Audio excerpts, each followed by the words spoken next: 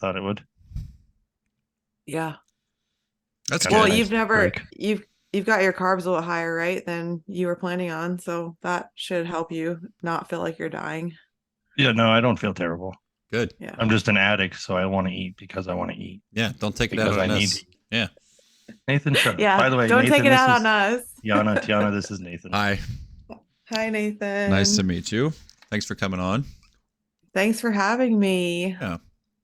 Well, yeah. Well, we were worried because he was like, I'm going to cut to 27. I was like, oh, no. Please, God.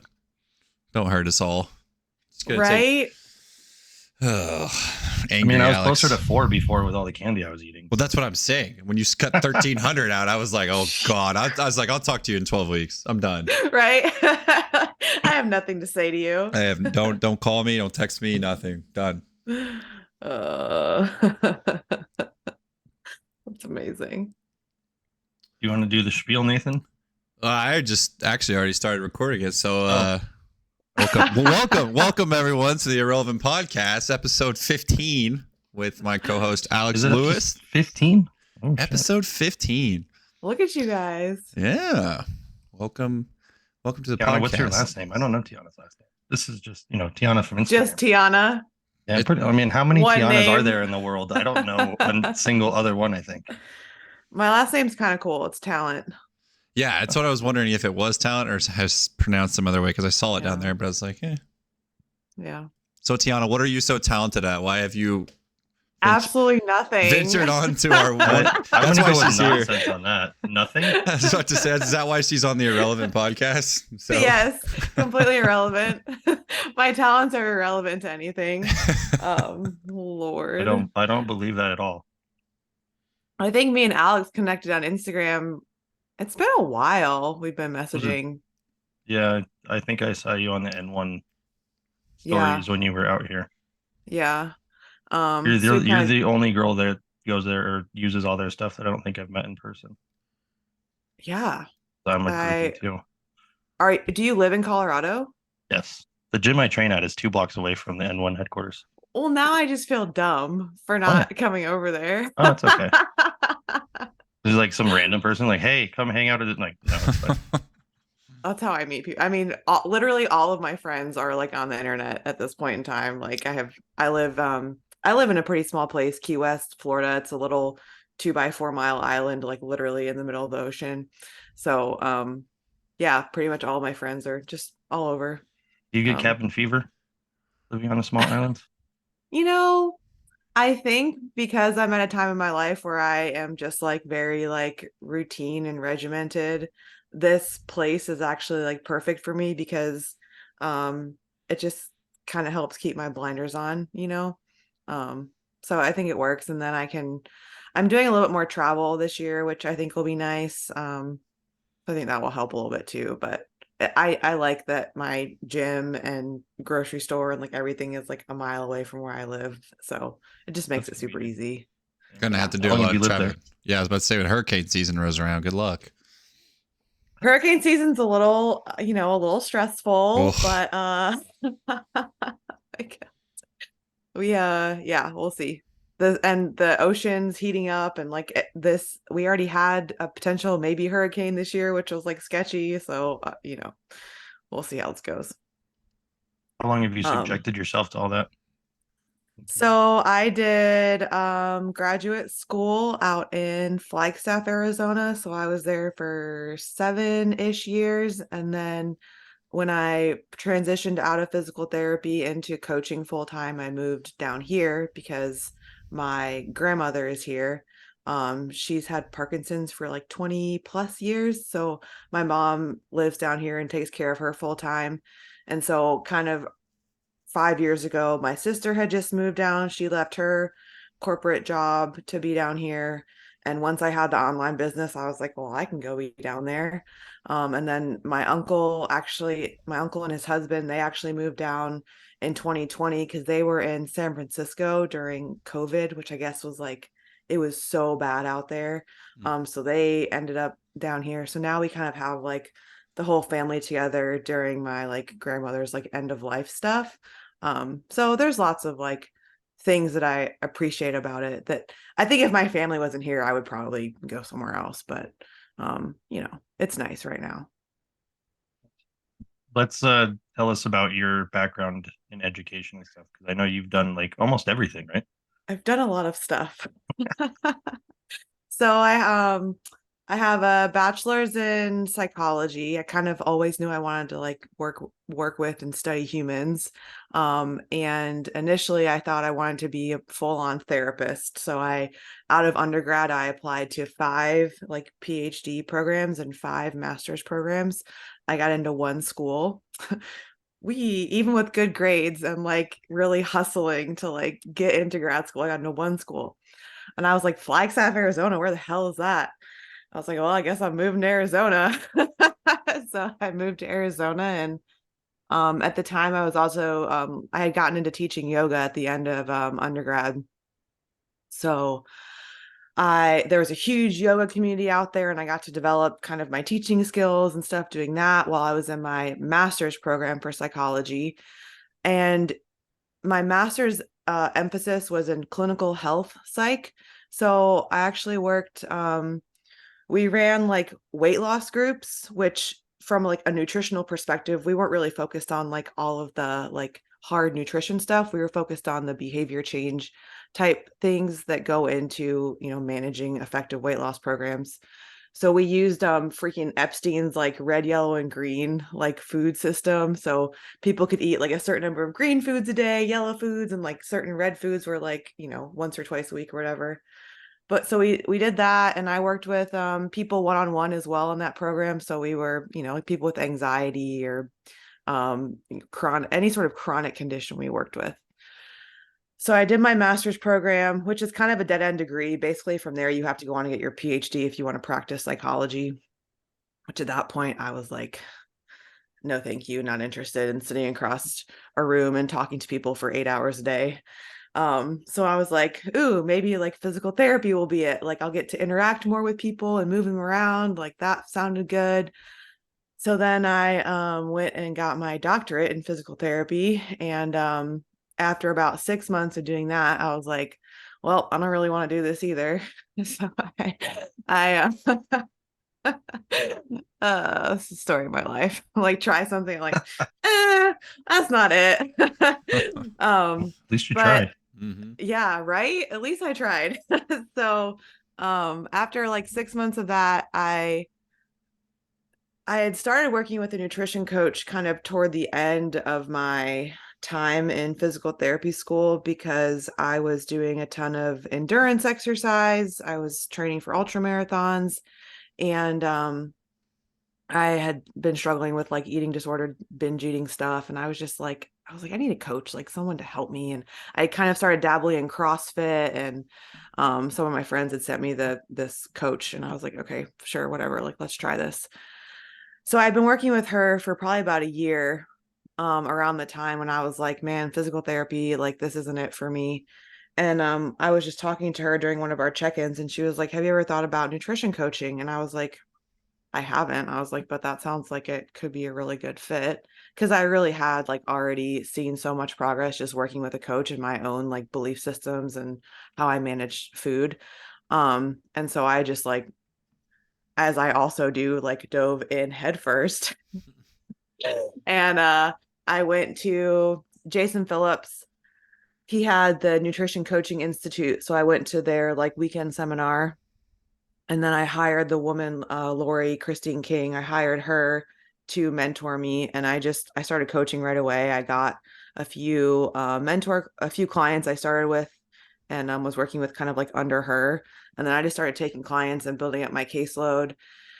And by the time I formally left physical therapy, I was working full time in physical therapy clinic, and I had like 30 plus nutrition clients too. So I was working 2 jobs basically.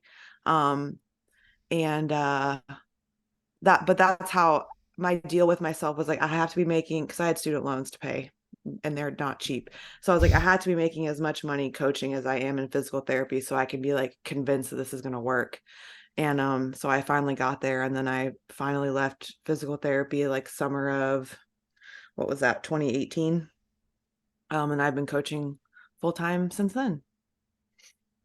Yeah. And it's evolved a lot over the years. Like back when I started coaching, a lot of my clients were like women who were doing CrossFit and just like it was when CrossFit and paleo were like a thing. And so many people were just like severely like underfeeding and like had all these like, you know, whatever you want to call it, like symptoms of their body being stressed the F out and not having any amount of recovery in terms of like food, sleep, whatever. So a lot of it initially was just helping people like recover better and learn how to actually feed themselves. And then as my journey has taken this weird swerve into like bodybuilding, now I have, you know, a lot more clients who are interested in like changing their physique. And as I've gotten more educated and skilled in training stuff, I feel like I can write better programs for people. So the evolution of it it's been insane over 5 years. But yeah, it's been an adventure, and like I did it. I left PT. Wee. Well, congratulations on that. Yeah. When you talk Thanks. about different markers of stressors that you see in people, like what are those things that you commonly see? Because I don't think most people really understand what their body's telling them when they have these things come about. Well, that's what's so fascinating is people will say things like, I don't feel stressed. And it's like, I don't know if that's just because we're so used to it, or like, you know, people have different systems for interpreting what those things are. But like signs of stress would be things like, and I know people wake up in the middle of the night for a number of reasons, but one of the things like I see a lot is like if your sleep is disrupted, like that, like 3 to 4 a.m. like wake up time, and just feeling like that, like wired, like wake up and you're just like your heart's racing or like you're ready to go, like something isn't right with how your cortisol system is working. Um, it can be things like not making performance in the gym. So if you're actually tracking your progress and you're just like week to week, your shit's just like staying the same. It's like, okay, like something isn't right here. And you're on a good program, right? Not if you're just going in there and doing whatever, like who knows why you're not making progress. But if you're following an intelligently structured program and you're not making progress, like something isn't right there. Um, so it can appetite can kind of show up either way. Like people will either get severely like underregulated appetite, or in some people it just shows up as they just like they just never feel satisfied. um what are some other big ones? I feel like those are kind of like big ones that happen. And I mean, oftentimes it shows up in the context of like fat loss stuff too. Like people are trying to do a fat loss phase and they're like, I'm not making any progress, what's going on?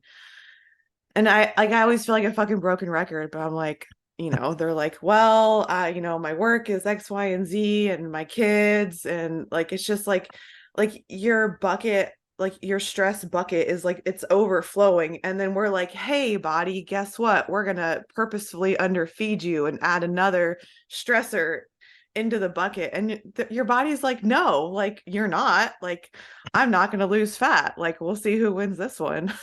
Right. um When you talk about intelligently programming, what kind of things are you able to control to eliminate their stress on your end so that when you know they're not managing it on their own, you can at least still start to show them progress in like the right direction of what that looks like? Well, a lot of it is I think a lot of people kind of default to like super high volume programs. So I mean just like managing volume, intensity. Um I think one of the things that I've learned a lot through like the N1 stuff and just my own personal practice is like certain muscle groups for me are way more fatiguing than others. So I think each individual kind of has those things. So if we figure out like, hey, like, when I train quads, or because that's what mine is, like systemically, like I'm just fucked for a few days. Like, okay, well, maybe we like dial back volume on that just to maintenance volume so we can dedicate some of our resources elsewhere while stressors are really high. But it's also dependent on like the person, which I always feel like sounds like a cop out, but I mean it's really not, I don't think. I think it's just understanding how all of those individual variables like they all fit together differently for each person, and like what each person's stressors are, what their goals are, like what their, like one thing I always ask clients is like, what are you willing and able to do, as a broad question, but like your ability to, like how much you can commit any given point in time will affect kind of how we manage all that stuff too. Um, I just lost it. Nathan, do you Whoops. have I any did that questions at last the moment? week. Yeah. I did that last week, so don't feel bad. How difficult, you talked about the CrossFit space, and I know Yeah. how popular CrossFit got, like, I don't know, 10 years ago or something like that, and everyone and their Yeah. mother seemed like they were doing CrossFit. Yeah. When you talk about external stressors and trying to manage external stressors, is it like those people, are they just constantly overstressed, and like you just have to find a way to not get them to an extreme amount of stress? Or do they ever find or like the people that compete at a high level, are they very good at dialing in their recovery and dialing in their food? Or is it just like those people are not the ones that we normally hear about? Or is it just the people that are just trying to do it every day in their normal lives that are really struggling to manage the volume of CrossFit and their nutrition on the side? Well, I think there's like, if we think about it like from a training stimulus perspective, like CrossFit is classically what, it's all like metabolic stuff mostly. And so I don't even know if it's necessarily that like people can't tolerate a lot of metabolic work. It's just like they probably can't tolerate it like without any breaks from it ever, like for infinity. So it's like, maybe they could tolerate it for, a couple months at a time, but it's like for a week, maybe even. It's like they just need, I don't know, fucking like 5x5 or something. Just like give them something else, like anything else. So I think people can tolerate metabolic work. I just think sometimes it's just like way too much. I also think that I actually love CrossFit. Like I don't think that CrossFit's bad by any means. And I think I've had a few clients recently who are doing more bodybuilding stuff, and they've kind of migrated back into CrossFit because they're high level executives or they work at stressful corporate jobs, and what they need is to show up for an hour and have someone tell them what to do, which is like there is a ton of value in that. So then what I like to kind of help them with is like, hey, like, you have this board meeting or you have all this shit this week, like go in and do put 70% of what you would normally put on the bar, like just pull back. Like, I don't want you freaking maxing out your heart rate in this workout. Like, hey, let's just go in and you move through a little bit with lower intensity or something. So I think that's something that a skill set that maybe I didn't have back when I started that I have now. And like I understand like, hey, there are ways that we can do this and help you manage your stress better. Because I mean, ultimately the majority of people that I work with are humans that want to use their fitness and nutrition to help support them better in other areas of life, versus people that are like um trying to maximize everything in their life so that they can like maximize their performance as an athlete. I have a few people in that camp, but the majority of my people are like, hey, I want my fitness and nutrition to help me be a better person over here. So I think you can do CrossFit, and you need to understand like when your body needs to like chill the F out. You mean when you get that like nauseous feeling that you know you're going into oxidative stress? Like No, that that's thing? when you should do more. Oh, that's where I was misreading. Yeah, okay. That makes perfect sense Oh now. god. If I you're think not vomiting, then like what are you even I was doing? about to say, I think that's the bad image of CrossFit that I have in my head, because I feel like every time I walk in a CrossFit gym, I'm just like, these people are dying. Like Yeah. they're just physically dying and laying on the ground, and I'm like, that does not look fun. It just does not look That's the No. fun. thing with gym culture. It's like a badge of honor to Yeah. wear how much the workout sucked on your sleeve. It's like, wait a second. You can do that, like you're saying, once in a while. But I think that's Yes. also what she was talking about when like heavy metabolic workouts turn into oxidative stress if you're not careful. Yep. And oxidative stress is the worst thing that you can do when you're already stressed.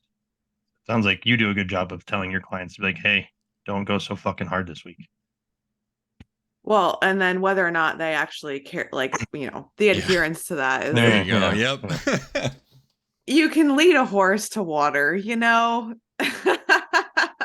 I know exactly. I have a guy that was in special forces, and when I try to explain to him, Yeah. like, hey, your idea of going easy is still like, I don't know, fucking 10 to 50 times harder than the average person. Yeah. So like we really need to start understanding and navigating like how hard is that with different clients, right? Is like how do you find the scale of what they think is hard compared to like, well, your body's telling us otherwise. And so, I mean, I think that's I always go with sort of that narrative because people are always like, I don't feel stressed. It's like, okay, here's what your body is telling us. So like I don't have any other explanation for these signs and symptoms, for lack of a better term. Like, and I always frame things as like, let's like give me 2 weeks for this experiment. Like, let's just try this like as an experiment and see what happens. And I feel like if I've had much better success like kind of framing things like that for people, because then it's not like, hey, I know that X is going to give us Y, because ultimately I like don't ever know that. I only have like I have some intelligently formed hypotheses about why things might work, but I'm like, hey, like let's try doing X over here and like let's see if it gives us Y. And if it doesn't give us Y, then we'll try something else. But I think that like it's something I try and help clients get in the mindset of like early on in my work with them is like, this is like all we're doing is we're collecting data. Like that's all we're doing. Because the way I work with clients is on these spreadsheets, and I have them track their macros and their daily body weight and their sleep and their steps and like some biofeedback stuff. And so like initially it's just like collecting all this information, and then it's like, hey, like what story is this telling us? Because the story the data is telling us might be very different than the story that you have about what you are or aren't doing. And I think honestly that's probably the most like effective way that I've found to work with people is like, I don't ever tell them. I'm like, let's look at this information, like see what your own information that you're gathering is telling you. Because people have that's the thing about like the internet and social media and stuff is like people are always being told like what they should or shouldn't be doing or how things should or shouldn't affect them. But then when they can look at their own stuff and be like, oh shit, like I'm not sleeping, or like, dang, like when I, don't eat any freaking carbs, like my gym performance sucks. It's like, maybe we should you want to try eating more carbs and like see if it helps? They're like, yeah, like let's try it. I'm like, okay, cool. Like, yes. How do you get the buy-in with tracking? Like that's the hardest thing I feel like of my whole job is to get anybody to track anything.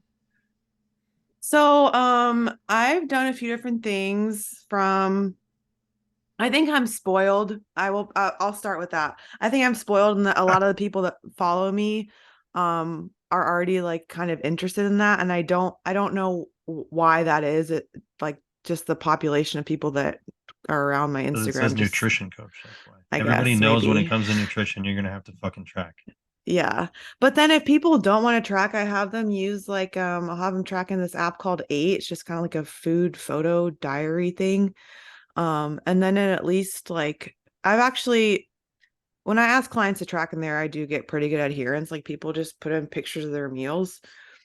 And so I don't have like macros, but I've been doing this stuff for, 3 years before I started coaching, and then 5 years since I've been coaching. So I have been trying to estimate foods for a long time.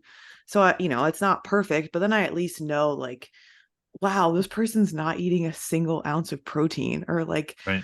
so that I can start to piece together some ideas that would at least help move them in the direction if they really don't want to like track anything. And then generally it's kind of like the gateway drug. I'm like, hey, like wouldn't it be cool, like wouldn't it be cool if we could like see how much protein you're eating? Like you want to just track your protein, and I'll get them to track their protein for a while, and I'm like, hey, like can we add like let's track your carbs and fat, and like see how we're getting all of your stuff split up in your meals. And not everyone loves tracking, but I feel like most people, I can get them to at least do it for a little bit to like as a tool to kind of learn about what they are or aren't eating. That's what I feel like it's supposed to be used for, right? Is like a tool. You don't have to do Yeah. it forever. And like when I No. don't know, anytime I use it, I get to the point where I figure out what my meal should look like. Then I don't have to really veer far from that. So I feel like there's people like you, yes, who eat the same stuff all the time. And like that is honestly like it's great. Like people like that, it's like, yes, do that, go eat that for X number of like weeks or months at a time. It's like you're good. And then there's people who like they just want like new recipes for like every day. I'm like, You don't think I I want can't new fucking recipes? You don't think I do want a you, personal chef? That takes Yeah, so I do would much. love that. So much but effort. Yeah. you know what I'm talking about though. It's like, well, Yeah, what am I I gonna wish I have could for have lunch something different every today? meal, but I'm here I'm for the like, performance. I don't know, like, what did you have yesterday? I don't have Like, that kind of time. I don't have that kind of time to make 8 different meals. I'm just like, I need to make this big and bulk now. I don't want to yes. make. Ugh. So Yeah. I think people oft like people end up coming to the realization that most like they need to prep probably similar types of protein each week and similar carbs, and their meals probably need to look about the same. You can change up your spices and seasonings and stuff, but you know, that just makes it so much easier than like having to create meals all the time. Yeah. And I think I don't know, this is maybe a little like out there, but I think that for me for a long time like food was like the most interesting part of my day because I just like didn't like what I was doing. And so I think for me when people are like super fixated on all of their meals being like this like really like oh like experience of like everything like tasting and looking really good, I'm like what else do you like in your day? Like, what else is interesting? Like, food doesn't have, like, it doesn't, it can be that, yes. Like, it can be like a cool social experience. And, you know, like, there's lots of great things about like eating. But if you're interested in really like changing your body and changing your body composition and like making your life a little bit simpler, like, eat the same shit most of the time. It's like a life hack, you know? It is. It It makes things is. like for me, I don't like having to decide what to eat. So when I know it's just going to be the Yes. same thing, and it's like, even step further, if you already put it in the goddamn container, portioned Mm. out, and Hmm. all you have to do is heat it up and eat it, oh man, there's like no excuses. So that's like I would honestly do that. The first time I did a fat loss like diet since I started tracking was back in like 2021 or whatever. And for me, that like helped me just stay on like it helped me actually eat the meals that I had planned. I'm like, and I would even go so far as to like, okay, I'm going to eat this amount of food over the next 3 meals. And sometimes I wouldn't even measure out each meal because I was like, okay, if I know that this is what I'm going to eat, like I can't eat anything else for the day. Like this is just my food that I'm going to eat. And it just helped me stay consistent then. Like there's no other decision making. Because yeah, I mean, it's funny. One of the first posts I remember writing back in whatever 2018 when I started posting like nutrition content on Instagram, it was about decision fatigue because that was one of the first like common themes I started recognizing with people. I'm like, oh my God, like you guys, people have so many decisions to make every day. It's like, you know, there's a reason that, you know, Steve Jobs or he's someone that comes to mind for some reason. He like wore the same outfit or something. Like he just like didn't like to make decisions about clothes. It's like it's the same principle. It's like if you have some of those things in your day that you don't have to make decisions about, like already like off your plate, then you can actually focus on all the other stuff that requires your cognitive abilities. Like it doesn't have to be like planning out your freaking lunch, you know? Like, oh, what am I going to Um, have with this? yeah. So I think yeah, I think like managing where you spend your time and energy is like super important. And for me, like, yeah, I'd rather just eat the same stuff and spend my energy elsewhere, managing everyone else's. Well, and it also Being gets a really nutrition coach easy. is like so weird. It's like, you know, because you're managing everyone else's stuff all the time. It's like, yeah, like I don't want to think about mine. Like mine just needs to be very straightforward because I have X number of people over here that I'm trying to help manage their stuff, you know? Right. But you're also very performance driven at the moment. When you start to see things that Oh my work for that, God. isn't it not just easier to just keep doing that? Well, it's Right. like when the guy in the gym came up to me. He's an older gentleman, but he was like, "Lucky Charms are bad for you." And I was like, "Are they bad for my gains right now?" Like, Should have been like, sir, do you see this ass? It's not going to grow itself. Okay. Like, that's where these are and going then to. his next breath was like, "I can't get my legs to grow." And I was like, You're like, "Shocker!" Huh. I'm like, "Do you want some cereal? Is it why still didn't you bad just for you ask and be like, now?" maybe you should try Lucky Charms? It's just funny, and I think like that's like one of the most empowering things for me, like, because I didn't understand how much food my body needed. And I definitely at a time in my life I was doing it wouldn't have mattered how much food I ate. Like I was doing so much activity that my recovery debt was too high. But at this point, like I know what my output is and I know how much freaking food my body needs, and it's I would say more than average. But it's taken me a long time to figure that out. And yeah, like I have to eat a ridiculous amount of food for someone my size to actually gain tissue. So I'm gonna eat freaking cereal and I'm gonna eat some Pop Tarts and I'm gonna keep it moving. Pop Tarts in sub sandwiches, nonetheless. That was so gross. The internet hated that. Oh. You say the internet hated that? The internet hated that. I They hate hate all that. my That weird sounds food terrible. combinations. I mean, It maybe it's works 'cause though. I don't know. Yeah, it's probably because I'm high all the time, but it looks pretty awesome. So. People are so funny. I like when I was dieting too, like I would cut up my like zucchini and carrots and I would put in some ground beef and I would just like put in some cereal because it would be like something crunchy and kind of sweet and it just like tasted good. People are like, "Oh my God, you can't put meat with cereal. Like, what is wrong with you?" I mean, I'm it's a little like, odd. I'm not gonna lie. but What kind of cereal most was it? Is the question. Yep. probably Lucky Charms. That's the go-to, huh? So good. It's the only one I want to buy. But Yeah, I'm like, people put like sweet sauces, like barbecue sauce has like every sauce ever has freaking sugar in it. pretty much. Yeah. I don't know. I just don't think it's that weird, but the internet, I mean, at the face internet's value, it always seems a little right, weird. so it's definitely weird. Internet is always right. With Um, you've taken the N1 nutrition course, right? In the program design, taking freaking all of their all course, of them. every single course. What did Yeah. you find different about what they suggest compared to like what you had already known before taking that?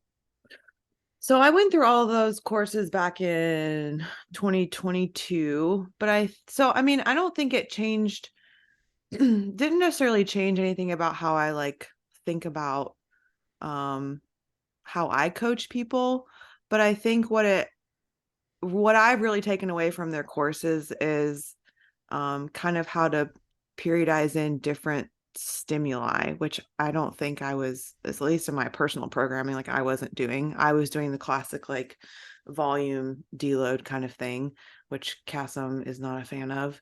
Um, Well, are you a fan of it now that you know there's other ways?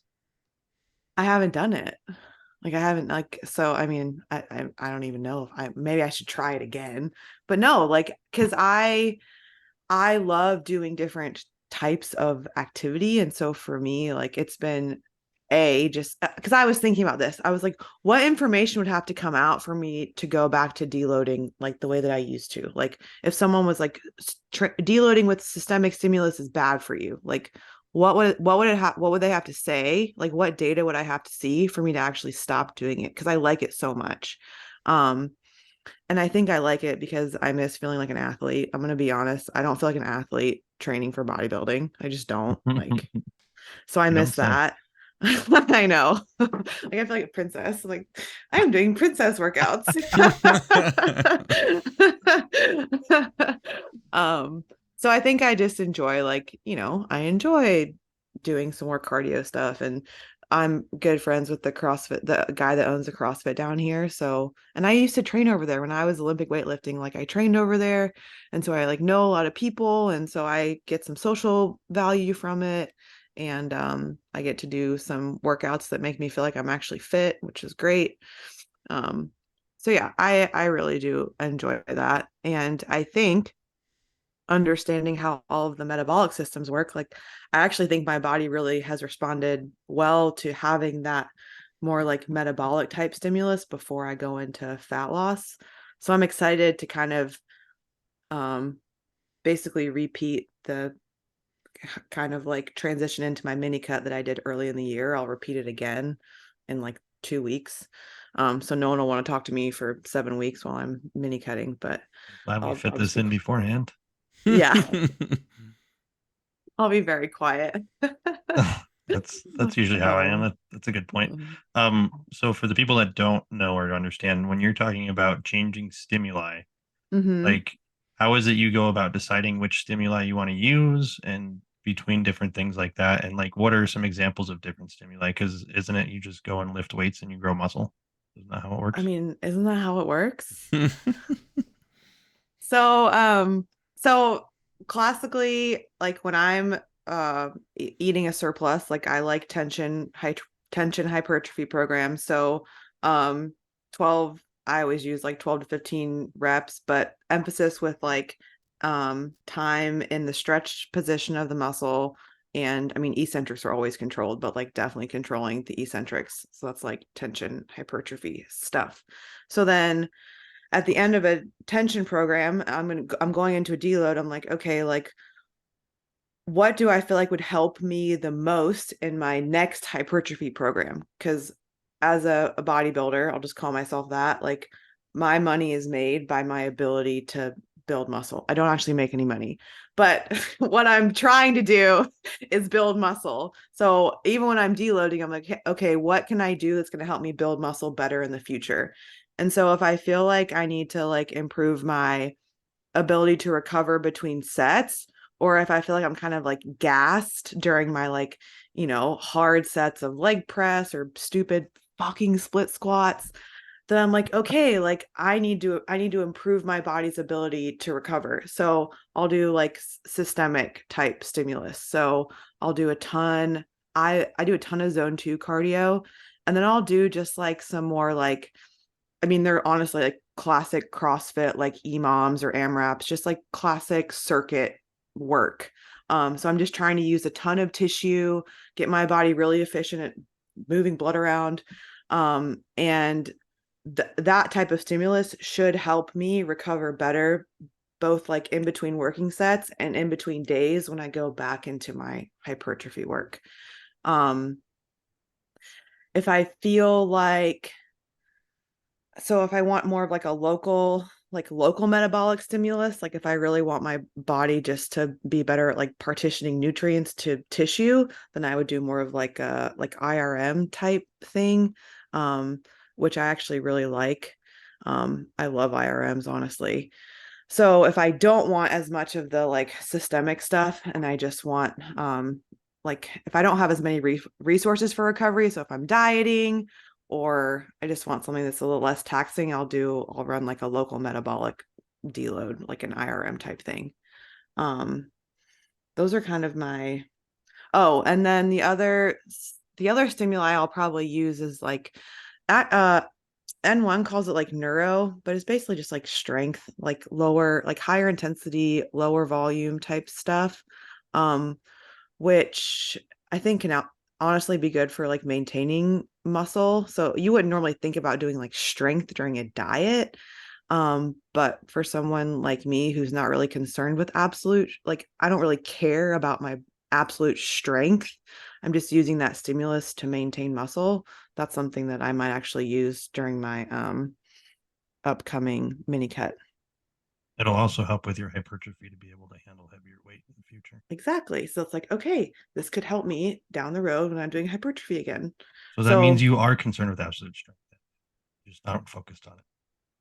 I'm not like I don't need it to be like, well, because you agree training for strength and training for hypertrophy are different. Oh yeah, huge. So I'm not worried about like being able to perform like absolute strength movements, but yes, like improving my overall strength levels will absolutely help my hypertrophy. I agree with that. And in a form of a deload, you could take 3 to 4 weeks Yes. to get stronger, and then that would Yes. carry over into.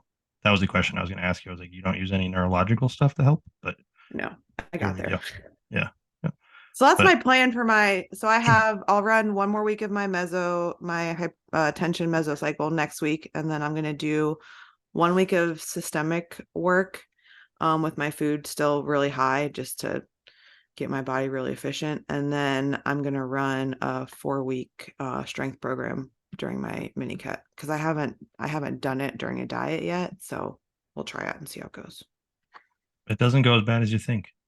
I'm excited. I also haven't done a strength program in forever. So I'm like, ooh, like reps of like 5 to 8. Like what? Oh my That's gosh. so high even still. Jesus, 8. I Who know. does 8 reps? I'd limit Well, it it's to high 6. for 6 someone. is where it stops.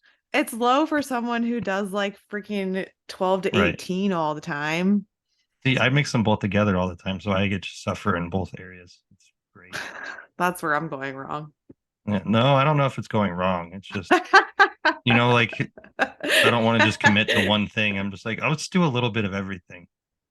Yeah. Well, it's fun. I mean, I like concurrent periodization as much as Chasm hates it. I don't know that he But you hates know it. what? They make the point that eventually you will get to a point where you have to use some form of block. And I would agree with that. But I'm not that super freak athlete yet. So Well, I think as you get more specific in whatever your goal is. right. Yeah. Yeah, I can't get away from Right now, my picking up goal heavy is to stuff. look jacked in stupid heels. So Well, I have a theory that because most bodybuilders don't train absolute strength whatsoever. And if you yeah. look back at the old days and like the golden era, outside of them just being on Deca and looking awesome, they were all Uh-huh. doing really heavy fucking shit. Yeah. I think there's a type of like muscle striation and separation you don't get anywhere else except for with that really high intensity recruitment of motor units. And Yeah. that could even just be like jumping, for example. Like you Right. look at sprinters and people like that where they're using all the motor units and trying to recruit everything. You just don't get that really in hypertrophy. Like That's allegedly true. they turn on eventually, supposedly, but I'm like, I don't know if that's really the same. Allegedly. I mean, we don't know. This is all theory, right? It's Right. like I know, right? synchronization. It's like, well, we start at the small motor units, and as they get bigger, they turn on because these ones fatigued. And I'm like, but do they? Because wouldn't that just mean you could just do tons of reps and get strong as fuck forever? So like the rate Right. of force development thing really turns into like a skill in itself. Well, I think to that, I mean, I think a lot of my like muscle development I got from like my just 3 years of doing Olympic weightlifting training, and all of that was super, strength, very low Right. reps. So yeah, I think there's validity there for sure. Everyone starts with hypertrophy because everyone wants to look good. Well, that's also what's so like this is the last thing I've done. It's like which is just it's odd. Like I I think never it's thought probably I the would. best way, honestly. You can probably build way more tissue because everything else is already primed to be able to handle it. That's what I'm hoping. Like I really hope that like I get on stage next year and I'm just like drastically different than I was in 2022. I would go with I've only been following you for a few months and you're drastically different, so I don't think you have anything to worry about in that department. But if you think about it, like everything you were conditioned to do before was to make your body really efficient, whether that was metabolically or even neurologically. And Mm-hmm. then now you're making it do the exact opposite. So at least those other systems that you were using before are at a much higher level to be able to Yeah. handle the stress of wanting to grow, right? Which it never wants to do unless you really coax it. Unless you shove 3,500 calories down your throat Yes. repeatedly every day. You officially now eat more than I do, so that's good. I averaged 2,700 last week. Oh my gosh. I'm like a petite little girl. I eat How more. often are people like shocked when you tell them how much food they need? Oh, all constantly. That's a fun conversation to have. Yeah. Is it easier Like, being you a want woman me to who eat has to how force feed much? herself? Do people like believe you more so because you do it? You just look at them and be like, look, this is what I eat. I Because like honestly me, I'm think, a big fucking dumb meathead. So everyone's like, well, I don't want to look like you. And I'm like, Right. "Ah, Jesus, I oh, hate save up." I hate I that want to look consult. like you thing though. I just like, I can't with that. But I think the only reason that I get such good buy-in from people is because oftentimes the clients that I end up working with, they've been following me for so long that like they've kind of just seen how like my business has evolved. They've seen how I've evolved, and they're at that. I'm never the first coach someone hires. I'm like the freaking like sixth, or like they've tried all of this shit before they get to me. And so by the time they get to me, they're like, I'll do whatever you ask me to do. I'm like, yes. Nice. You just get broken So individuals. That's pretty awesome. exactly. I get the people that have done freaking starvation diets forever, and I'm like, we're gonna stop starving you. Okay, ready, go. Doesn't that freak them out? It freaks out most Of of my course it clients. does. Of They're course like, it oh my does. God. And then they're like, I'm losing weight. I'm like, well, I hate to say I told you so, but Yeah, and I mean, it doesn't always go smoothly. Like some people, they gain for a while and they don't feel great, and it's not always. I've had a few clients lately, they're just having trouble losing fat, and it's like I don't think that anything is like wrong or broken. Like my thing is never, my thought process is never that. It's like, okay, your body doesn't, like, for some reason your body doesn't want to lose fat right now. And I get, a lot of women that are either they've been on birth control for freaking ever, and they pull that and they just expect their bodies to, like, operate like it hasn't been getting synthetic hormones for the last 18 years. And it's not how that works. who would have thought? I know. So yeah, like just trying to get people to be patient and focus on what they can control. And it's like, we can, I always just try and get people comfortable with like maintenance, like like not even like, I don't even talk about like maintenance calories, just like maintenance habits. Like what habits do you want to like have in your life most of the time? It's like, because if fat loss doesn't work, it's like, okay, we can come back to that. Like, what do we want the most of your life to look like? Training 4 to 5 days a week, like going on some daily walks, cooking most of your food, or, people can't cook, get freaking meal delivery. Like, a lot of my clients have the resources to do that. So I'm like, freaking order some food, order some prepped meals. You don't have to cook. Check, done. So just trying to help people figure out like what they want most of their life to look like. And then, we try fat loss again in a few months when it seems more reasonable or whatever. But it doesn't always work. And I don't think it's that we've done anything wrong from like a prescription side of things. It's just some bodies are stubborn, you know? That's fair. I guess I don't work with many people that want to lose fat. They always want to do something, and I'm like, you don't eat enough. And then they're like, what do you mean? I'm like, you fucking don't eat enough for this to happen. Like, it's just not going to happen. Because And you they do do. mostly like strength and performance coaching, right? I have a lot of general population people, but yeah, everything is kind of geared towards a specific like physical goal, not Yeah. always like a physique specific one. I've had people Yeah. like I had one of my first clients ever. She lost 100 pounds and like completely changed her whole life, but she also argued with me about macros and this and that for the longest time. And then she would go read something that said almost exactly what I said, and then she'd be like, "Oh, I'll try this," and I'm like, "Okay, like whatever. I'll That's take the win wherever I can." that's the ultimate coaching hack, is make people think that it's their idea, Yes. and then they'll do it. I was young at the time, so I didn't understand that. It was like I had to prove what I knew. Of But course, yes. now I just ask clients a bunch of questions. Oh, Nathan. Yes. Too damn it. No, I'm just kidding. It's a lot, but That's it's good. That's the art. The art of coaching is just skilled interrogation. Yes. Yeah.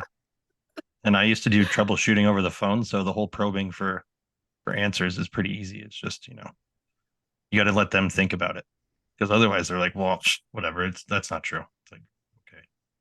No, we I just think that's obsess over it. also I think that's also what kind of when I started coaching, a lot of coaches were doing like email or online check-ins, and because of my background, like I was more comfortable just like talking to people. So I did like initially all of my clients I checked in with over the phone. So I just got on the phone with them a few times a month and like talked through things and problem solve stuff. And I think that kind of helped too, because some people just, the email thing just like doesn't work for them, whether it's communication style or whatever. So I think just being able to like actually like have a conversation with people about what is or isn't working, I think that has honestly been super helpful too.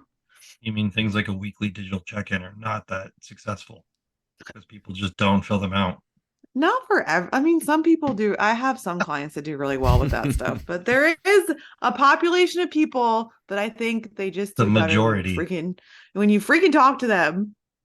Yeah, well, some of those people need to pay for that time. I mean, they pay for it. Not in my scenario. I give away a lot of time, Yeah. Oh. which is fine. But it's funny because the way you point that out is, yeah, I have this cool survey that I want people to fill out once a week. Shit don't happen. Yeah, for sure. But it would give me all the information I need to know for any given person. Yeah, I think sometimes phone calls are even more efficient too, because then like you just don't have a lot of the back and forth that you have with email. Right. So now when people reach out to work with me, I give them the choice. I'm like, we can check in over the phone or we can check in over email. It's up to you based on your preferences, scheduling, etc. And some people they really like the email thing, it's totally fine.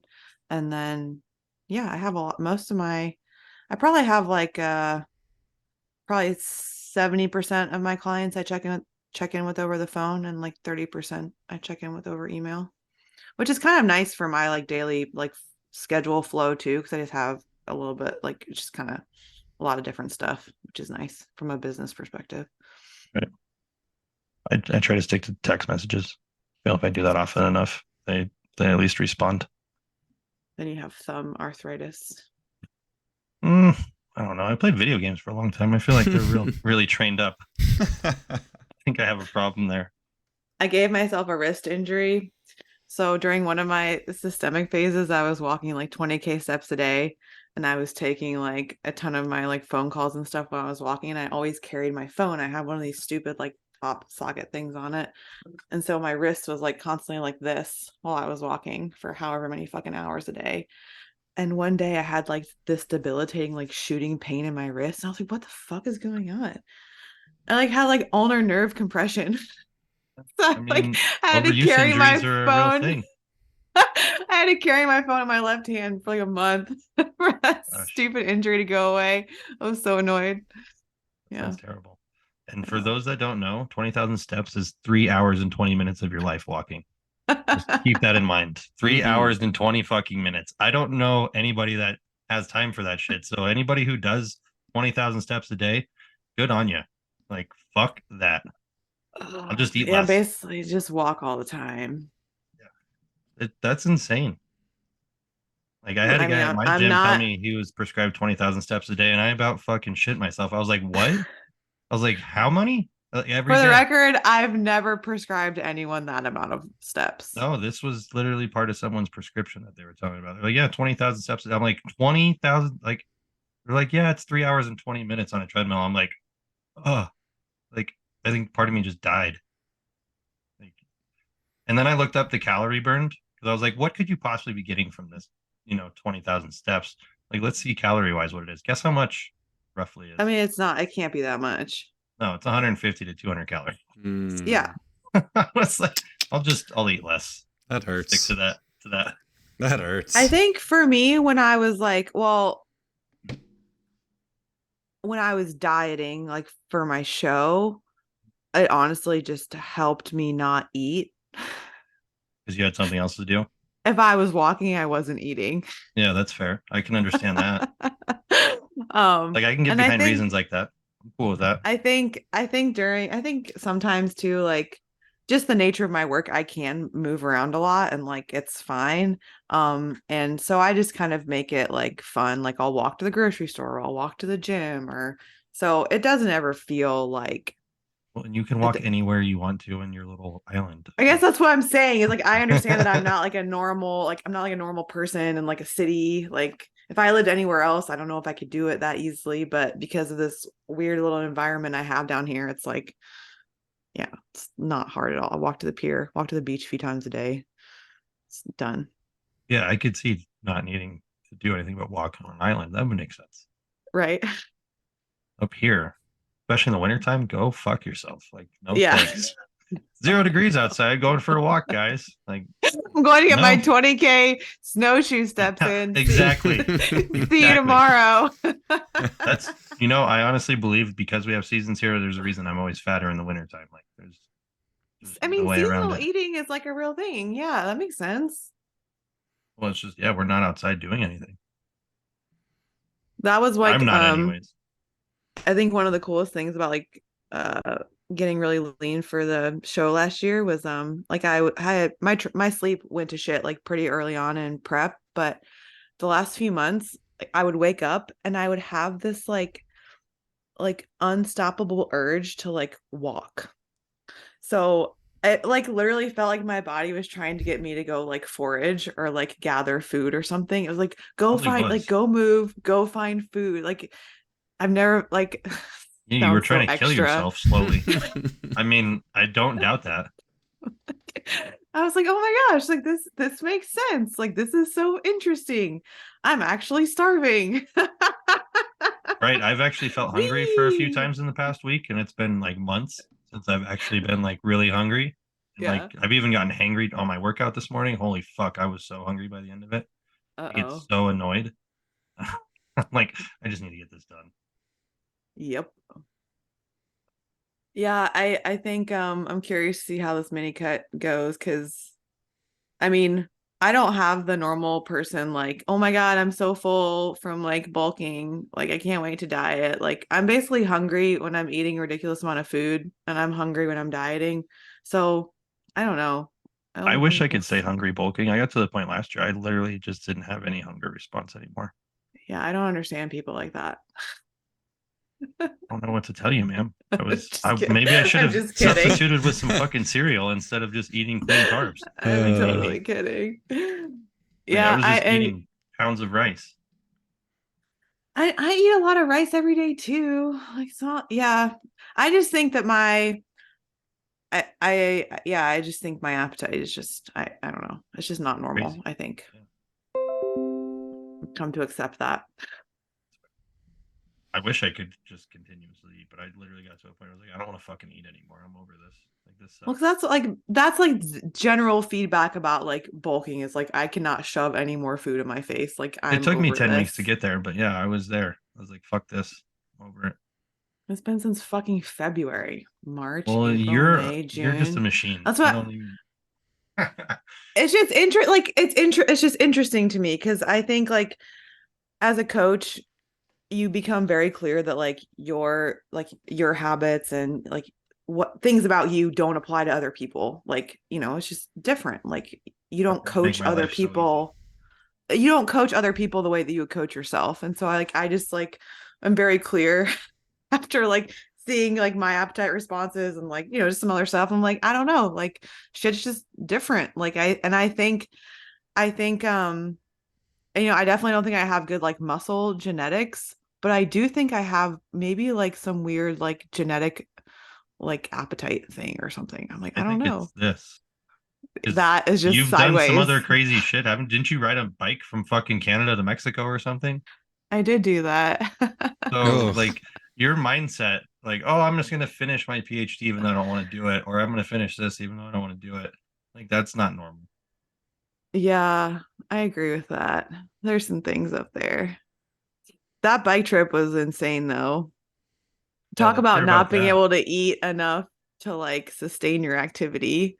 Like How that's many the hours a smallest day I've did you ride? um like probably between like 15, like 12 to 15, Oh, sometimes 18. I can't even Because it's fathom how sore my hips and ass would be from just mm-hmm. like a couple hours, let alone days. it took me, I mean, when I say it took me 6 months to recover from that, like I mean, it definitely took me 6 months to recover physically and like mentally, like so it's 2,700 miles from Banff down to the Mexico border.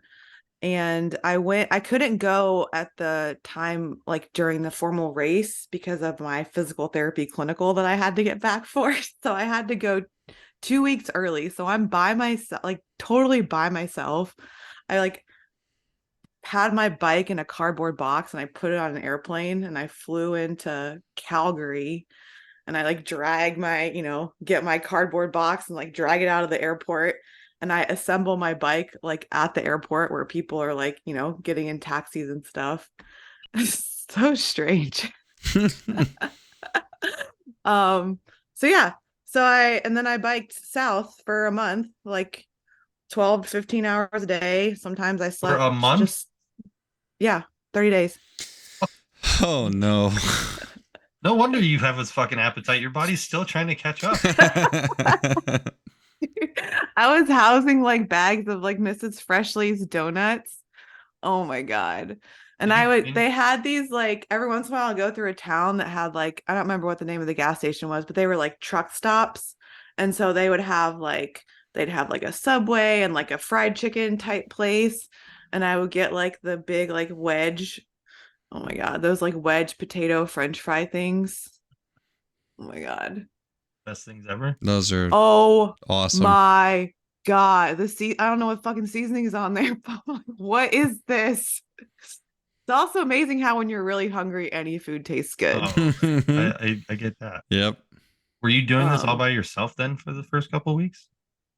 I was by myself the entire time because the race actually started like 2 weeks after, so they were 2 weeks behind me. So you're like, I'm just gonna go YOLO this thing on my own and see how it goes. Most people won't even go like get a fucking meal on their own, and you're like, hey, I'm gonna go ride a bicycle across a country, For a month. a big country, not like a European country. 100,000 feet of climbing over the entire thing. Like if you look up the elevation profile for this thing, it's just like it's like every day you have just like, yeah, it was wild. I like I've always kind of been like I guess you could say hyper independent. And yeah, I had some things I needed to sort through, so I figured getting on a bike for a month and pedaling by myself in the wilderness was an appropriate management strategy. One way to do it for sure. I do it on a bike too, but I don't have to pedal. I just get to ride it. I don't even think I would do Yeah. that for a fucking month. No. Yeah. So, Kudos and to I had just started mountain biking like a couple months before I like went on that trip, and I had no navigation experience. And it's a super like you go through these tiny fucking towns, and the people that like work at the restaurants and stuff in these towns, they know that every year like bikers that are doing this come through. And so I went through this one tiny town and got breakfast somewhere, and the next I must have gotten a message on my satellite tracker or something. Somehow I had gotten a message that like the race director wanted me to call him. And I was like, what the fuck does he want? His name was Matthew. And so I I call Matthew, and he's like, yeah, like they told me in Whitefish that like you like really didn't know what you were doing and they were really worried about you. Like, well, what gave him that impression? He was like, you seemed like he's like, you just seemed like you had done this stuff before when we were messaging. And I was like, no, I've never done anything like this. Like, I have no navigation experience. And he was like, what the fuck? He's like, what is wrong with you? I was like, I mean, I think I'm okay.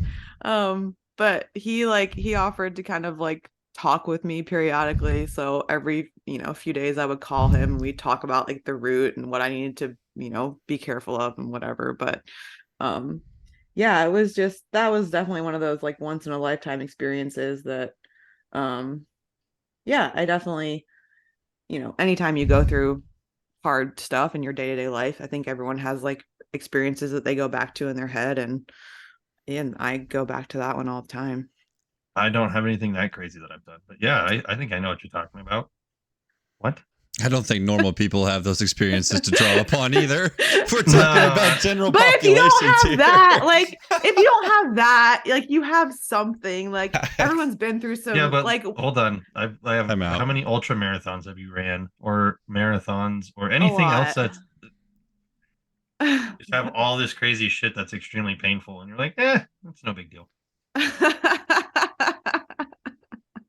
I ran my first marathon in January. This just gives you an insight in my personality. I don't remember the year. It doesn't matter. My first marathon was in January. My second marathon was in February. And then in March, I ran 5 marathons on back-to-back days. Nice.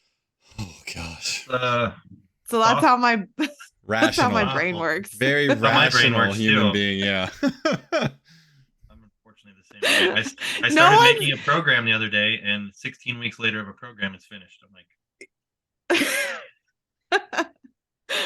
but that okay, maybe this is interesting. Like, because I started self-coaching but I don't know, maybe a year ago or something. Basically, after my last show, my last coach kind of stayed with me for a little bit, but then I've been writing my own programs and stuff since then. And I think like, yeah, I don't think anyone else that I would have hired would have written me a program with like glute training 4 to 5 days a week. Or like, I don't think anyone would have written the program that I have for myself the way that I have it. And so it has been cool to like, yes, it sounds kind of crazy on paper, but I actually feel like it's working and I feel like I can recover from it. And it's like, okay, like, yes, my brain maybe is crazy, but like it does. I feel like I now have some valid ideas to like at least modulate modulate my intensity. So I don't know. I think it's been cool to see how everything is playing out right now. And anything works as long as you can recover. Exactly. 100%. That's the key, which most people I Yes. don't think can, because everything's lengthened, overloaded, and heavy as Yes. piss with no form. Yes. Yes. Yes. Yes. Because I was a volume person junkie for a while too, just like coming from CrossFit and like You don't wanting say. that, like, I know, I know. Riding Biking across the forever. country and doing, races that nobody else has any business or even wanting to do. Oh my Did you do the gosh. ultra marathons? Yeah, I ran 5 50Ks in 2015, 2016. You ever I do like placed the top 100 three mile? female in like all three or all four, or four of them.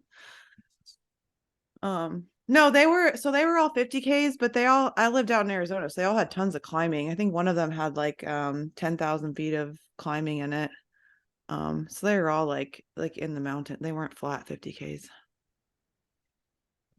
Yeah, you're just a glutton for punishment, it sounds like. I like I'll choose self-imposed suffering over suffering that doesn't feel self-imposed. Sounds like you just always choose violence, is what I'm getting from this. Is like just always violence. What is harder, cutting for your show or doing an endurance event? They're both endurance type of things, right? Like you have to endure the Well, I cut, think which I is actually awful. had that conversation with Sam, my coach last year, like regularly during prep. Is I was like, I feel like I'm just like running a marathon right now. Like it's just like, because for me, the longer a race was, like the more, like the better as of an athlete. Like that's where I get to show up as an athlete, is when something gets like long and like monotonous and everyone else gets tired and I'm like, Give I'm me here. more. So I think in that sense, like I'm like designed like mentally for prep. I think that stuff, yeah, I mean that part, of So how course much it's did you hate Olympic weightlifting then? 'Cause that's I the loved exact it. opposite. So you just love everything then. Everything is awesome. It's like the I fucking am Lego I movie. am Mhm. like I'm a process oriented person. So if there's a process that I can latch onto, then like I'm in. Can't you make a process for everything then? So it's like I mean, that's you're the like, I just thing. love life. Fair Yes. I like I think that's why I have tried so many different things, is because I have the propensity to make anything interesting. Like I'll figure out how to make it interesting because there's a process in it. And same thing with posing. Like fuck, I've hated posing since I started doing bodybuilding, and I finally have figured out like, okay, like this is something that I can use to like help me make my body better. And it's like now it's interesting to me. Now I want to do it. Today was the first day I was like, I want to go pose. Like this is cool. So it's not like that stuff happens for me overnight, but I think that if there's a process or something I can sink my teeth into, um, then yeah, I'll be interested in just about anything. That's fair. Yeah. Ethan, do you have any questions at the moment? I don't think so. Not off the top of my head. We went down quite the rabbit hole of trying to. Whee! That's awesome, though. Isn't that what's supposed to happen? Yeah, no, that was great. That was awesome. You guys can have me back on when I'm starving and grumpy. I'm game. That's fine. I thought I'd be starving and grumpy, and I'm not. Be the so. first comparison episode. What made you guys want to start this podcast? Why did we start this podcast, Nathan? Exposure. Yeah. Cool. Selfish reasons Sweet. to make more money. Exposure. What are you talking about? Why do we do any of this, Tiana? It's to make money. Of course. Yeah, that's But- it. I don't know. I'm not going to sit and talk to the Instagram camera like you do. I try and I just, I don't know if I like this. I don't know how you guys do that. I physically cannot Dude, do it's it. taken me I 3 years delete to figure it out. Don't worry.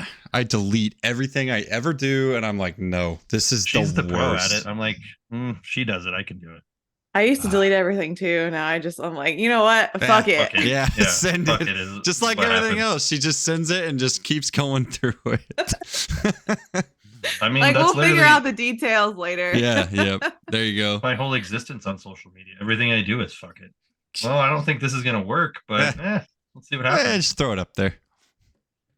Yeah, I mean, I feel like it almost just has to be that for anything to for anything to get up there. This is actually way more fun than I anticipated, though. So And it was minimal entry of like minimal barrier for entry into the podcast realm. It's like, oh, can you record something and put it on a platform? Oh, you're good. Yeah, Go ahead. yeah, Open we up. had the hard part, which was free time. Yeah. Yeah. Yep. Well, I love it. I love having like longer form conversations like this, and I think I think Way it's more awesome you fun, guys are doing that's it. for sure. Yeah. It's just I need to get better at asking questions. I think they You were did good. great. Well done, sir. I think if you go back and listen to earlier episodes to our wonderful questions that we were fumbling through compared to now, I think we're doing okay. We're only 15 episodes in, so You guys are doing the just fucking start and get better as Yeah. you go thing. It's Exactly. The best way to do it. hey, 70, like I said, 82% of all podcasts never make it to episode 20. 82%.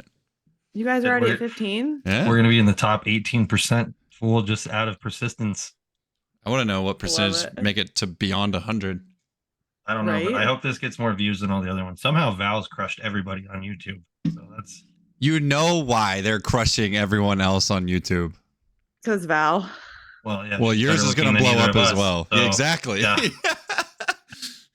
It'll be- Nobody wants it'll to look be- at our fucking ugly mug. Yeah, they're just going to be competing now in the episode just for views. Especially since you've made it to where it's the big screen and then a bunch of little ones. Yeah. That's a good move. I try. That's a good move. I try. I can send you a bikini pic to put on the front of it. That'll get you some more views. I'm not going that far down the rabbit hole.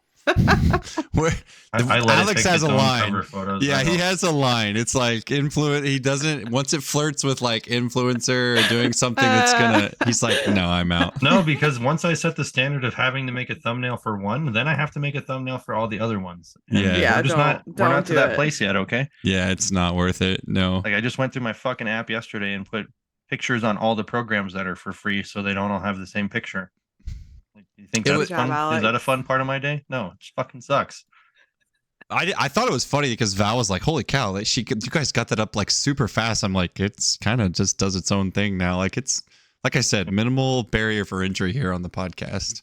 Oh, I'm excited to see it. I'm excited to see you guys grow with it. It's super cool. The hardest part is the clips. I bet. Oh my gosh, yeah, kudos that to is you. hard. Yeah, kudos to you. It's not hard. It's literally I cannot get it any faster than 1 minute per second of clip though. It fucking pisses me off. I'm like trying to beat that time and I just cannot do it. It just will not happen. It's tough. Yeah. Like, God damn it. Like just can I get to like a half a second per minute or of clip? Like or 2 seconds of clip per minute? That's all I want. I just want to like do half the amount of time. No. That's Mm-mm. amazing. No. Well, because it's like I'm like, oh, this won't be bad. And then I do the transcription and I see how many words there are. And I'm like, Oh no. fuck. And now I gotta pick which words out of these I want to highlight. And then I look and watch everybody else's, and I'm like, all these other motherfuckers aren't doing any of this like karaoke style shit. I'm the only idiot over here doing this. Like, Yeah, way once to you make it harder on myself. once you found that, you just ran with it, and I'm like, there's literally no one in the space doing this. I just want everyone to know how hard and how long this takes. Good job. Good for you. Yeah. Literally each one of those little blocks I go through and I'm like, oh, that's where it says that's where they're about to say this. It's Well, I can't wait to see what clips you take from this. Yes. they're gonna be awesome clips. I'm sure. I don't know. That's the other thing is you know how many times I listen to this podcast after we do this? How many? 2 or 3 usually. Mm-hmm. You're gonna hate me. This is so sad. Well, I already hate you, so it's okay. No. You're like, we've already checked that box. Yeah, you just reinforce Perfect. everything that I don't want to do. Like, Oh God, my heart. what about these calories? Actually, you should lower them. Like, oh, okay, thanks. Like, that's I really did not. rough. It's not what I said at all. I mean, you gave me more carbohydrates, but you definitely lowered them by like another 150 calories. Oh my God, the worst. Hey, the fat kid in me was screaming, okay? I want those 150, damn it. Give me those back. Goddamn, that's a Rice Krispie treat. That's a Rice Krispie. Yeah, it's 2. That's 2 of the small ones. Right? Oh, the Exactly. mini ones. Oh yeah, those are killer. a vibe. But Rice No. Krispies are the death of me. I actually had 2 today because I didn't have any salad. It actually, it's kind of like her Lucky Charm thing. It's like people get pissed off because I always have like Rice Krispie treat wrappers all over the gym, or just like they're just sitting there from when I've eaten them in the morning. Yeah. And they're like, "How the frick are you like losing weight or gaining this or gaining that?" And I'm like, "Cause I understand this breakdown, and you won't listen to me when I say this is how you do it." So Bitch, you don't program for yourself. Shut up. You're not doing anything but just following a protocol. Well, no, I'm just saying, like, I use the same principles that you're using on me with them, and they won't follow it, and they're just like, "What the hell's going on?" I'm like, Yeah. it once you get away from food is bad mentality, we can do a lot more things. Yes, that is honestly, once you get past that, it's like How do you Everyone, get people Yeah. past that? they just have this demon macro, like it's either fat or carbs or bad or like, yeah, like how do you? Yeah, it's a good question. How do you get past that stuff? have them track their shit. Well, I know we're like wrapping up, but I have a 6-month minimum time commitment to work with me. And I feel like that is like huge because then it gets people it gets them past this like 30, 60, 90-day transformation thing. And it's like, we're going to relearn some things. Yeah. Do you have a tolerance huge. level of like if people don't track, are you just like you cut them off, or is there like a certain No. point? No, I'm like, I probably have too much like empathy and like, Uh-oh. just my nature is like, I always want to understand why people are, or like, it's never like, you didn't do this. It's like, okay, like, what did you do? And what was the barrier to you doing what we decided? And so I'm just always trying to be very like problem solution oriented. Like, okay, you didn't do this because, you didn't have time, or you didn't do, I always just try and figure out what the barrier was and then just try and re-strategize. And You're the exact opposite of that man sitting back in his chair right now, because I see him laughing. he's like, as soon Well, as you I'm said, just like sitting over here. Like, do you do anything off of emotion, or is everything That's- logic? Like, is everything just calculated and analyzed? Who, me? Yeah, you. What do you mean? I just meant the empathetic part, because I was I like, know, but she's one of the most empathetic people I've ever met, and Alex is I'm the empathetic least. too, but at the same Stop. time, it pisses me off because I'm like, you could be a starving person in fucking Africa right now. Like, just all you have to do is try. It's not that hard, right? There So he it's different is. empathy. There I he think is. it's my- I'm talking about I like I think- get emotional because it pisses me off. Yeah, that yeah. They're not even fucking trying. And Here she's goes over here a- like miscalculated and concise and like, well, wonder why this happens. Let's see. Oh, Let's probe a little bit 'Cause- further and 'cause see how then this her- goes. And it's I- like, yeah, I get that, but doesn't it just piss you the fuck off that they don't listen? Like, what are they paying you for? Well, the clients will be like, "Oh, I But had a really bad she's- day, Tiana. Like, can we just talk about?" I think that I clients. think that's your pay- therapy background. I think 100%. I think that's honestly what made me Ugh. successful though initially, was that I came into, I kind of learned the hard science stuff like a little bit later, but I came into coaching with the like behavior change as my like lens. And so everything that I did initially with clients was, hey, like what are you doing, what are you interested in doing, and what are the barriers to you doing what you say you want to do? And so that's just kind of, I think, where I started with people. And yeah, it's not always like things change week to week because we have these conversations, but I always try, my go-to strategy is just to get people to look at things differently. It's like, okay, the way that you're looking at this is not yielding the outcome that we want. Like, how do we like flip it upside down and wrap it, give it a different fucking bow? Like, what do you need it to look like to get you to move from point A to point B? all way too logical. That's all I'm saying. Makes way too much sense. Like, God damn it. You're Just- welcome. Thank Gotta you. be a little more nice to the people, Alex. Do I need to Get be a little some bit more different nice? wrapping No. paper, Do Alex. you know how nice I am to the people who don't give me these crazy ideas? Like, so my strongman athlete, he talks about wanting to be the world's strongest man. And then when he doesn't do everything to pay attention to every little detail, I go, what the fuck are you actually talking about? Like, Yeah. the person who is the best in the world at something is literally doing every single thing they can to be the best in the world at it. There is no other way. Mm-hmm. So that's when I lose my patience. Patience Or when hat. you write someone a workout and they don't know how to keep their ego at the door. Shut So then up. they end up injured. I'll kill you. Can't continue the rest of the protocol because I hate you. I hate they you hurt so themselves. much. I hate you so much. Have you had that happen, Nathan? Do you know what that's like? No, I mean, people hurting them. No, people don't get hurt on my program. Sorry. I hadn't pulled something heavy in a long time.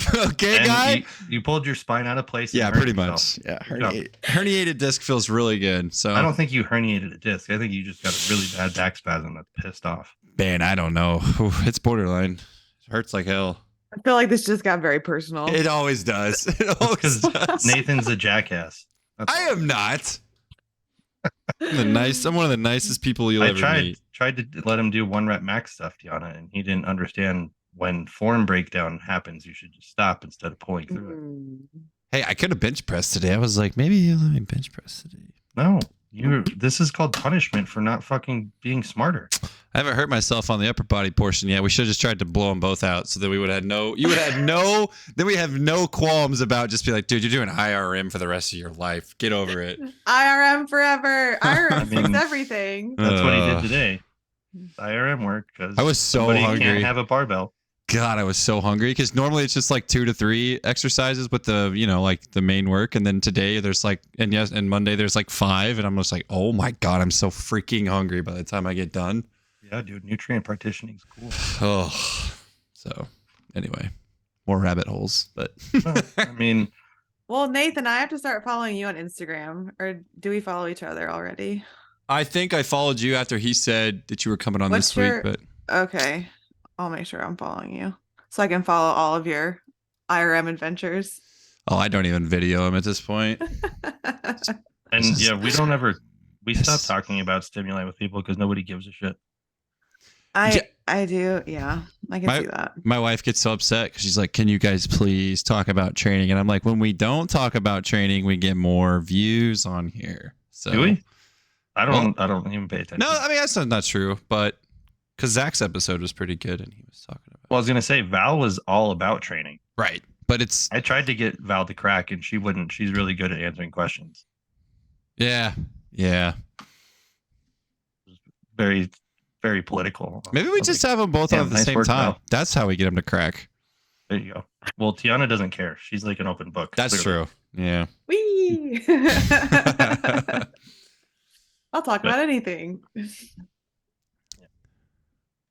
Well, Tiana, thank you guys. yeah, thank you for coming on. We appreciate you taking time out of your day down there in the island world.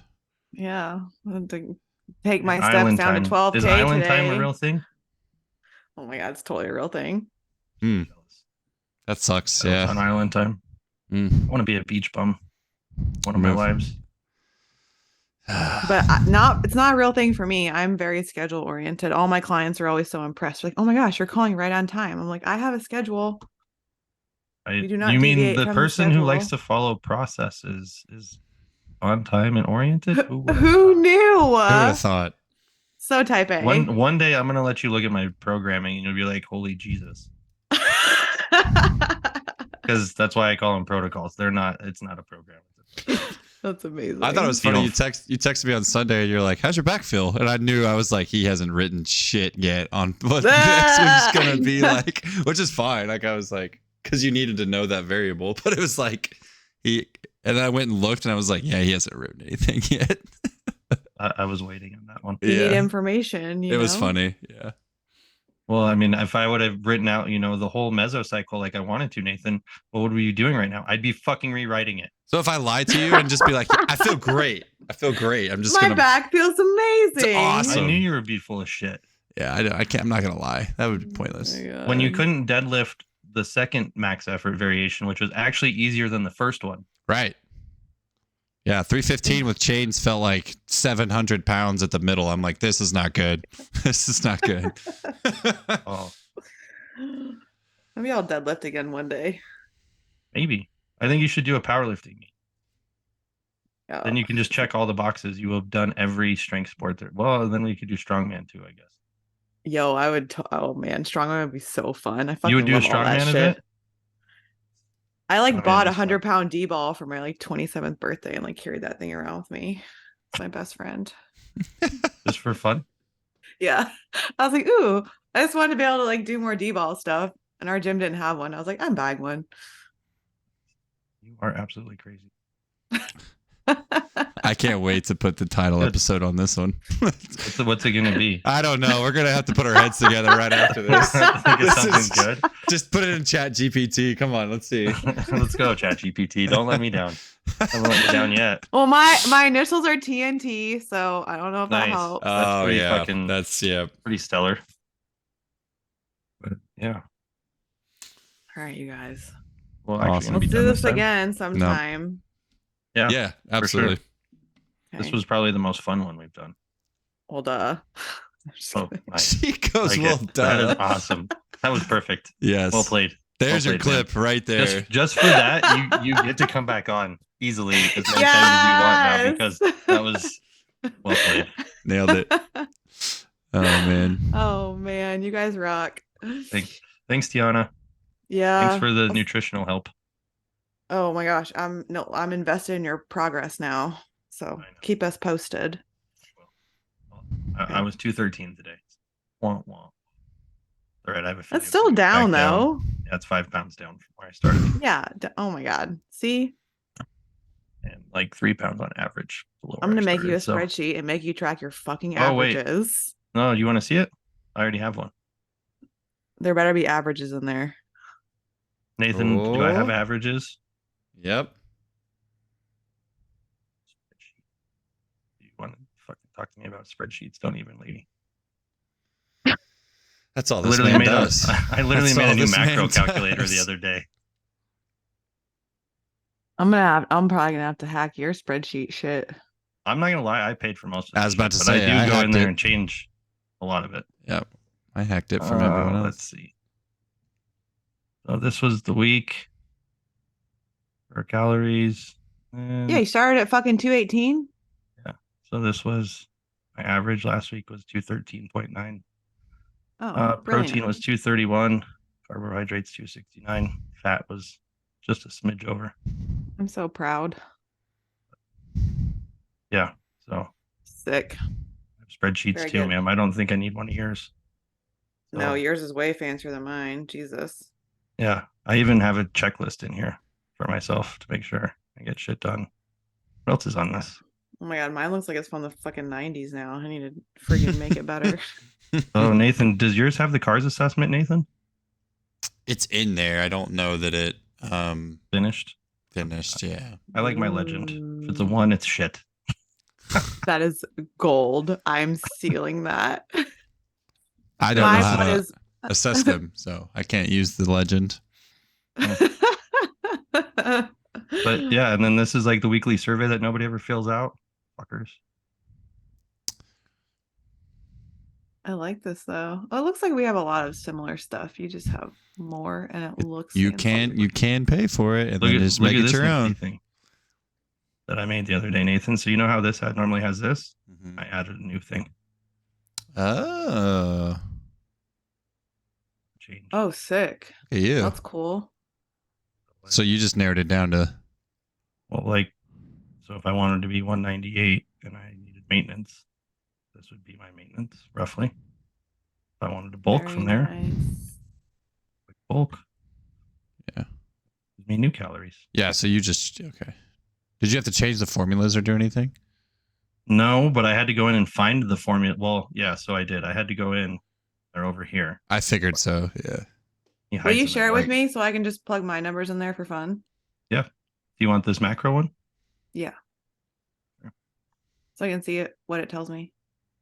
It uses the It says over there what it's used. Miff Stifler or whatever. What the heck is that called? What's your Dundon email? Miffler. Yeah, I don't even know. I What's- never know. What's a good email, Tiana? My first name, Tiana Nicole Uh-oh. NICH Hide the screen on the podcast. She's going to get spam mail everywhere now. coaching. It's on my Instagram Oh, she's good. Never mind. at Gmail. Yeah, that's me.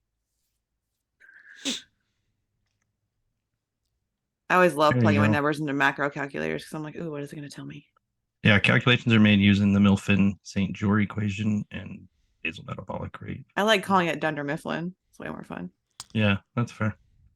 But no, I bought the original spreadsheet from a guy. Do you know who Aaron is on Instagram? Aaron Stracker. Oh, yeah. So This he is sells, his? Yeah, he sells this with his like color scheme. Oh. And then like this one, I went in and changed. I added the diet phase thing to it because I was curious. Nice. But most of this is his. And then like on the other one, I added like the to-do list and the cars assessment and other things. Cool. But I started with his thing, which actually I can Awesome. send you a copy of that if you want. He's a rock star. I like following his stuff.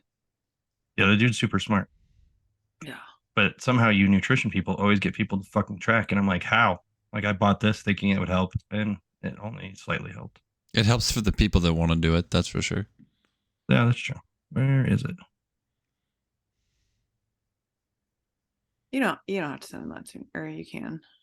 Shut up. There's Aaron.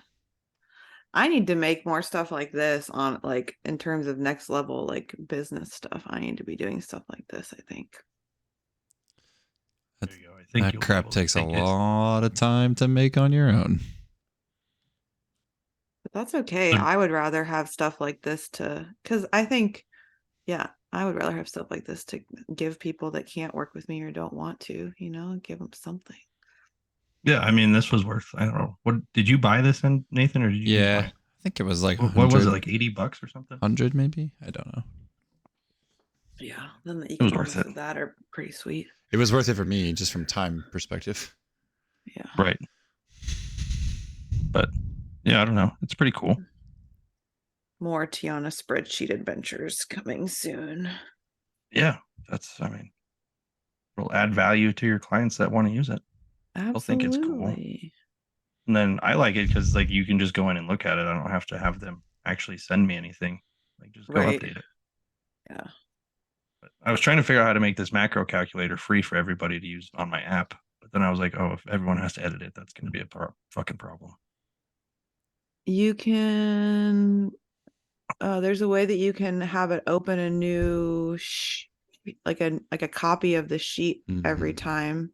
Oh, really? Like it force Yeah. copy. If you do like in the top in the search bar, it's like /copy or something. And so like if you go to your main copy and then I don't know, you have to look at the YouTube video. I can't remember how to do it, but Yeah, you can, YouTube had a force copy. That'll Yeah. do it for you. it'll do it to Enough. where when they click on it, it'll automatically make their own copy and they can rename it what they want. That would be nice. Yep. Because I was I- trying to make this for the people. I in the was- app so I Only can do- 3 brains. We I was got a this, teacher. guys. I was a teacher before, so Google is like my jam, and Google Sheets and Google Classroom and all that crap. That's amazing. Oh Lord. All right. All right, I'm gonna go thanks, sweat guys. in the sun, get my tan on. Yeah, enjoy that. It's nice and cloudy here. So. Mhm, same. Jealous. You look so bronzed, Alex. Yeah, I was out on the lake over the weekend, Yeah. and I was also recovering from a hellacious sunburn. Really bad. That's why I don't go to the lake. That's why I'm not going to the lake. Well, I don't have a fucking country club I can go to. Okay, asshole. Oh my god. I don't have a country club either. It's a public golf course, buddy. Whatever. Calm down. You have a golf Calm membership. down. Same fucking difference. Yeah, because it's real fancy. Well, I'm sure for fucking middle of nowhere, Missouri, it is. Brother, listen. Yeah, it's pretty nice. I'm not gonna lie. No, I was gonna say, shut the fuck up. it's not that great. It's so funny because like it's so expensive, and then you go right down the road to these other courses, and you're like, it's $3 more for like a top tier professional course. I'm like, yeah, this makes sense. That's funny. Just wish I lived here. I'd pay for this membership. Anyway, sorry. All right, guys. I'm Sounds gonna. like if you just need to drive for that membership. It's 45-minute drive. I'm good. Well, Good. All right, guys. Well, thanks, Enjoy the guys. rest of your day. Yeah. Bye.